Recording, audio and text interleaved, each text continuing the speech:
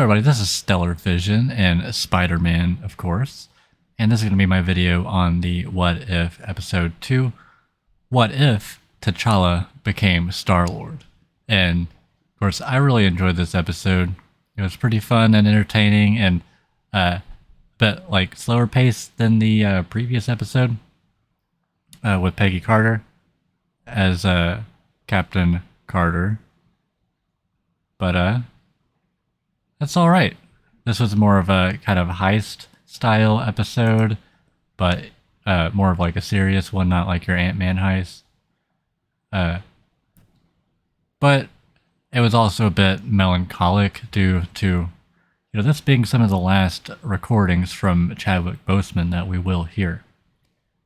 And Tchala changed a lot by becoming Star-Lord in this episode. He not only turned the Ravagers into galactic freedom fighters, he also tamed the Mad Titan. And it seems because of his actions in this, consequently, the Guardians of the Galaxy were never formed. But it seems like the Ravagers have kind of like taken that role in the galaxy. And we assume that because Thanos started being a good guy, he joined the Ravagers. Gamora never lost her family or her world, and she never got adopted by Thanos. Drax never lost his family. We see him. He gets a picture with Star-Lord Tchala to send to his wife and daughter. And I would assume Rocket and Groot are elsewhere up to shenanigans, as per usual. But Nebula, she hasn't changed that much. She's, seems to be much happier, and she has hair, but she still has like kind of like the same sort of personality that she would normally. And the premise of this episode is that they want to steal something from the Collector so they can end hunger on a planet. The Collector, however, is pretty jacked in this timeline. He's got a lot of muscles. He became the big crime lord in Thanos' absence. If you didn't know, Thanos was like a big space pirate and stuff. So he had a firm grasp on the galactic underworld. Howard the Duck plays a big role in this, well, a bigger role. He helps Tchala like find its way to the Collector's collection. He finds a Wakandan ship that shows his people are still looking for him, even though Yondu had said that they were all wiped out. Because, humans are, destructive and stuff. That's what he said, basically. The ship itself had a real Wakandan Galactic Empire vibes. And if you don't know, that's like a arc that they did in recent years. I haven't read it, but I've seen the artwork and it looks good. I just didn't want to give time to like a spin-off just yet. They defeat the Collector by locking him in one of the display cubes and then leave him to the mercy of his collection, seemingly killing him. Though if they are using the comic book rules, he's likely still alive because beings like the Collector and the Grand Master exist on a higher plane, so they can if they need to, they can respawn their physical avatar in case it dies.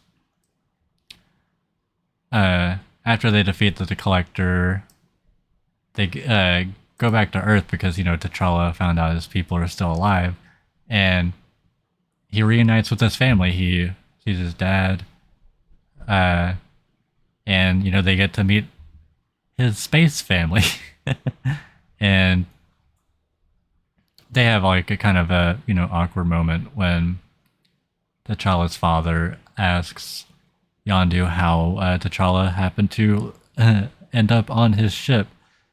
And, of course, he was abducted on accident, but still abducted, and he could have just let him go back. But that's not the way things went in this timeline. But Tchala says that he found him, so meaning that there's no hard feelings between him and Yondu after their conflict in the episode about Yondu lying. And it's nice to have a happy ending for Yondu here and for T'Challa. After that, we see Peter Quill working with fast food, and he's confronted by his space daddy, Ego, the living planet. And, we assume this would be sort of the end of the world for the planet, but like the Watcher says, that's a story for another time. And I don't know, these episodes just seem to be getting better and better. I mean, we're only 2 episodes in, but that seems to be the gist for the Marvel series, for at least for me so far. And What If is kind of the flavor of Marvel I was hoping that we would get in the MCU at some point, just the random, chaotic, nonsensical stories that go outside the realm of normal within Marvel. And that's the stuff I love the most in the comics. But anyway, this is a really good episode, and I'm sure we'll hear more Chadwick Boseman in more of the episodes.